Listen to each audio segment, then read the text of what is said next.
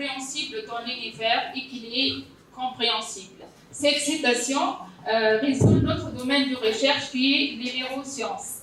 Le cerveau humain est un organe qui pèse environ 1,4 kg. Imaginons, malgré sa petite taille, il contient plus de 86 milliards de neurones. Chaque neurone a au moins 1000 connexions. Donc, ils permettent le fonctionnement des émotions, de la pensée et des actions. Notre approche est d'inspirer un réseau de neurones artificiels à partir d'un réseau de neurones biologiques. Cette inspiration nous aide d'avoir des résultats similaires au cerveau humain pour aider les médecins de classifier les maladies et de savoir les soins. Donc, d'abord, on a fait une modélisation mathématique à travers une équation différentielle. Cette modélisation nous permet de classifier les maladies neurologiques.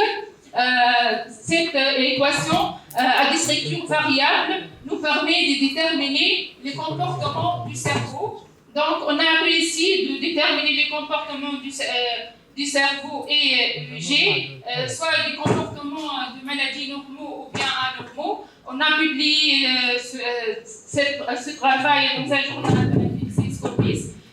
C'est vrai qu'on a inspiré cette équation de fonctionnement du cerveau, mais on a réussi même de déterminer les comportements cardiaques. Ces résultats seront présentés bientôt dans une conférence internationale à Paris le 22 juin. C'est une nouvelle dans les domaines des neurosciences qu'on a montré qu'on peut remplacer tout un réseau de neurones par un seul neurone à plusieurs dendrites.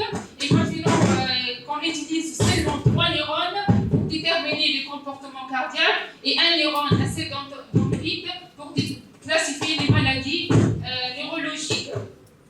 Puis ensuite, on a intégré des circuits électriques pour déterminer des maladies complexes comme les crises cardiaques et surtout pour déterminer les maladies d'Alzheimer et d'autisme. On a utilisé des circuits électriques qui déterminent les signaux chaotiques. On a même publié 3 articles sur le comportement chaotique.